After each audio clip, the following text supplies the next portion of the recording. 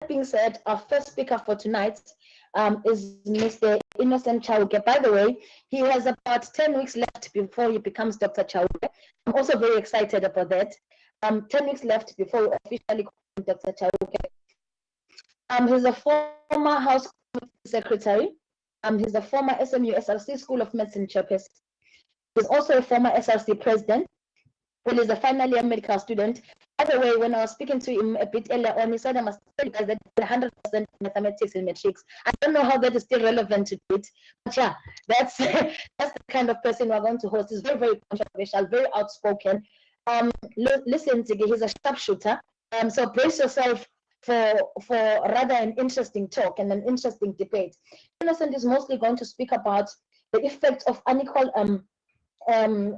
society and unequal power relations as it relates to gender-based violence. Innocent? Yeah, no, thanks. Thanks, Native Talent. Can you be able to hear me from your end?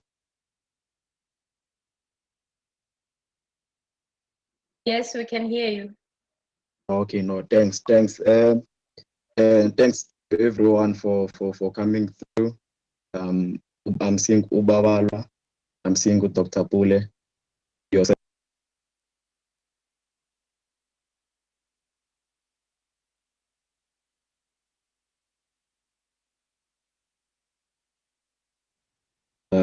Thanks for coming through, and well to all the students and staff members that managed to make it through.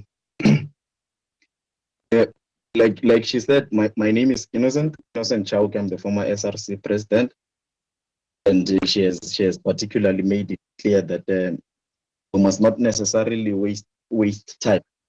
One would have imagined, that such an engagement would have been a physical one which would allow, you see, a level of a free-flowing, burning, and an ever-interruptive engagement between students and everyone who is here. The reality is the topic is quite big. It's a special one. It's particularly special because in one way or another, it affects one area or more of our lives. We may want to necessarily want to run away from it, but the reality is it affects one, if not all, areas of our lives, informed as well by the statistics that you just highlighted.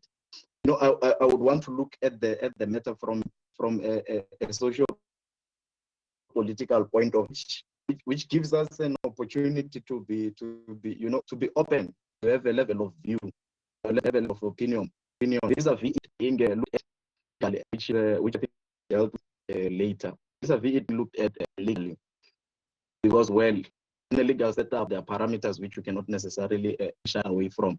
But from a socio-political point of view, there's no level of memorandum. We can always engage it from an opinion, from a view level. You see, mine is to speak on the role that is played by unequal relations between males and females, men and women, and how that particularly has its strong connotation on the issue of gender-based violence. But before we attend the matter for what it is, I would want to be sure that we're on the same page. Also, for a level of engagement, for a level of indulgence from your end, I would appreciate that if I ask a level of, I'll probably ask a yes or no. I think we can engage in the comments if we are able to.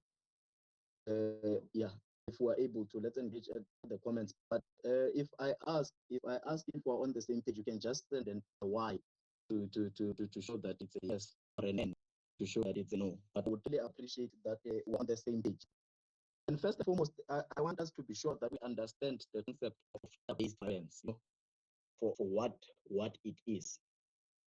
I would imagine, like I said, I would looking at it from a socio-political point of view. So you're allowed to have distinct view. There's no memorandum. I don't necessarily I'm not necessarily thinking of all these concepts. You're allowed to say maybe possess a different view. From where I think violence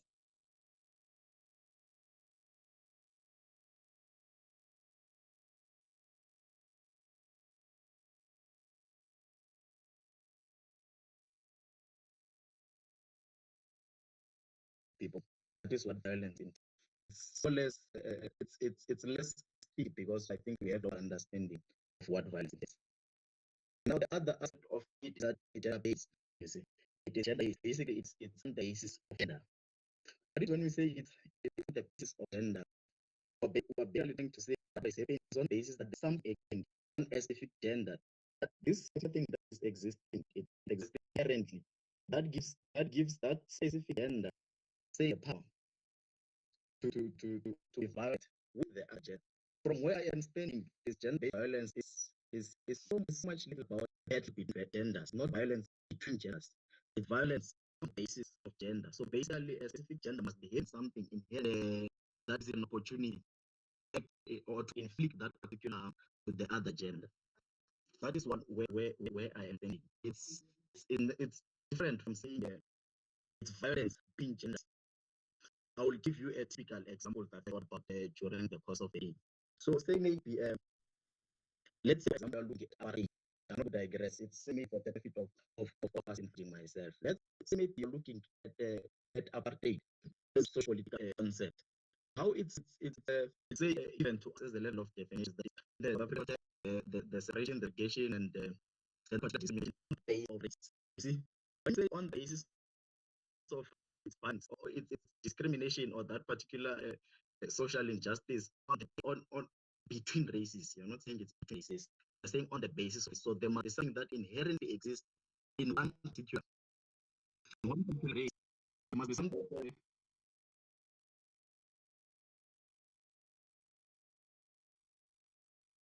it is able to discriminate against another. Basically, in its broad understanding, we cannot necessarily look at something that leads to a black person discriminating against a white person because something that does not inherently exist in a black person that exists in a white person. You see? I think there's a leader who must mute his mic so that we can have a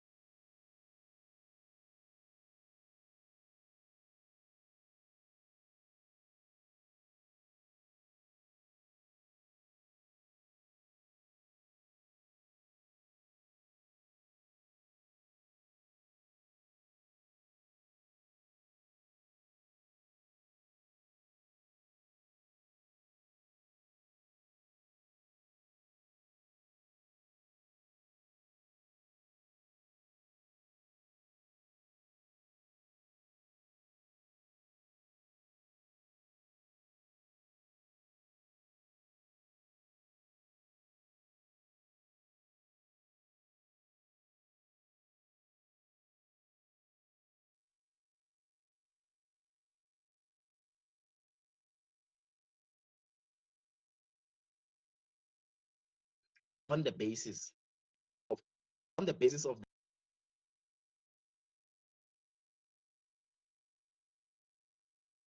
how we are organically built. Generations where it has been believed that a woman or a specific group primarily because a man is much more stronger.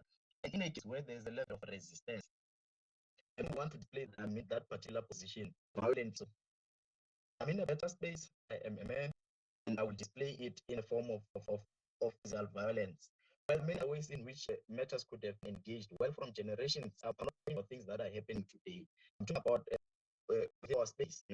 Things happened a long time ago. Women had a general understanding that, well, in order for me to prove men within a space of an argument, a verbal argument, I must harass this particular person.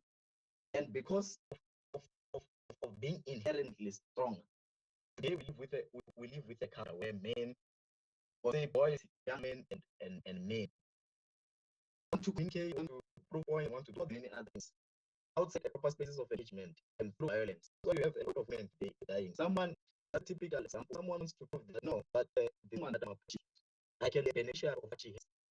Eventually generates into it does not just generate just for the sake of it. It's primarily because this person feels like if I cannot convince this particular person by or convince this person through many other means, it means I can do it physically because inherently I am physically stronger. It happens in the case of women. I'm not saying we must eventually blur like says that no, maybe men do not necessarily relate. They do. The basis of that particular violation as it relates to women is not necessarily because they are inherently stronger, more powerful. It may be many other facts and many other things outside the fact that women power each other. These are things that are move from generation to generation. Someone asks me, do you think there's ever hope that our generation can do, or at least can be a primary of the generation to come? And well, and I'm particularly convinced like that may well be, let me be honest with you and the truth. The statistics they send, particularly as it's true to gender-based violence, not more women are being abused today. It's not this. Not more women are being abused today than in the past. If you flow up, you actually realize that in the past, women have ever been objectified and been a subject of violence, particularly for men, primarily because men abuse in a way that they're stronger than women. It's something that has always been there. It's actually at a lost stage now. It's just now that we're exposed to this. You go to Twitter, you find vehemently about these things. There are always yes, we can hear them. She's forever speaking about this. You go there, you can post about it. You get me. The information is already available for us how that it was the past. One thing that I'm sure is that in the past, this generations way before us, don't think it's necessarily a deliberate effort from their edge to correct those particular injustices. Today, by all these many other things, all these many things that are put in place, particularly to correct that particular narrative, that on the basis of this, therefore, that you get me. We do have young men, boys, and women that continue to vary on the basis of gender. There is that law, regardless of the fact that maybe a level of inability. So there is a level of difference in but we are not neglecting the fact that where we were in the past or where we were in the past, significant progress made and believe it's all that can pursue in the future. Maybe look forward to this may be a premise of a good thing going forward. So in the interest of time, I will stop there. Yeah, I mean, thank you, former president. As in the still or can indicate this, Baba. We can hear you. Okay, perfect. Thank you very much. I picked up quite a few points what you were saying. I was just hoping we're going to touch on very controversial issues in terms of our dynamics in relationships for the North, especially perpetuate gender violence. For example, I'm in a relationship with Mr. Tigema's ex. I'm in a relationship with her, and somehow I have a final upper hand. More than not, some of the societal differences and socio-political differences. In fact, it's also exactly perpetuate gender-based violence. Just kind of thing, or perhaps that's actually going to come when there's a question asked into what. I was really looking at to that, and it's more not those are the that are left unattended. I mean, you speak about the blessing phenomenon, like what perpetuates because of unequal classes. That is something for another day, or towards the end of the. But given instant, we have made sure that we understood, or it is the same that definitely database. And in terms of the statistics provided by himself, in fact, it's a broad outlook on how society views based values. That's how about that. Now, our next speaker focus on assets from your social media when speaking, none of them is very controversial. Outside of social media platforms. Somebody to speak, she's very vocal. She plans open letters. I mean, the president to it. I mean, that's just one thing they like about her personality. To be able to speak out about this, to be able to speak to power, to speak about your faith, to be able to speak about those people or what sometimes I will call them fresh, so to be able to speak to power. Very controversial. Only game as well, I'm on to get to follow me on all social media page. That's the end of this. Just straightforward. Her name is Nancy. She also marketing management development from Vets Business School. She has MA and she got cum laude away. The University. She has many Stigma's wife is vocal and operated as we all from mid she's an she contributes to issues which found also for a view centered around consciousness and women's issues. I think what I was doing research on, she gets that. I mean, if you look at the history of her dead, you know why blackness is so embedded. You look at her of missing poetry with her music in an effort to make literature to the them. Oh, this one continues to artistic practice. She performs poetry alongside Jace. Performs with group ladies and gentlemen, without further ado, let's all welcome Mr. Mazoe. Hi guys, thank you so much for inviting me to be a part of you. People often say that I'm ahead of my time, so at 40 years old, I actually do relate to the age group and do take you as my peers, and I'm so happy for the generation that stands me. So today, about this, I'd like to call it a virus, because it's a sickness that affects humanity.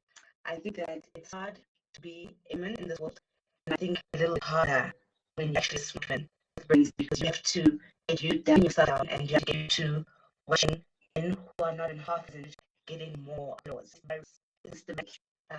If we this in the controller and the partner we had our family, our religion, or Spain, and the justice system, see the virus perpetrated. And like the Bible was saying, it leads often ego and males abusing their power. Yes, it's true, men are fishing with women. If you know that, then as a man, you should take responsibility for that. And I often say that those that match is given is expected. So part of the gender-based virus problem is a male issue. It's not about women sitting around and trying to attack it. It's about men being men. So one of our thoughts and behaviors are indoctrinated in the system even. So I'm going to start with the family unit. Things like having chores for girls and chores for boys. It's problematic. It used to work in the past because we had family units that were secure and together. So a man and woman knew that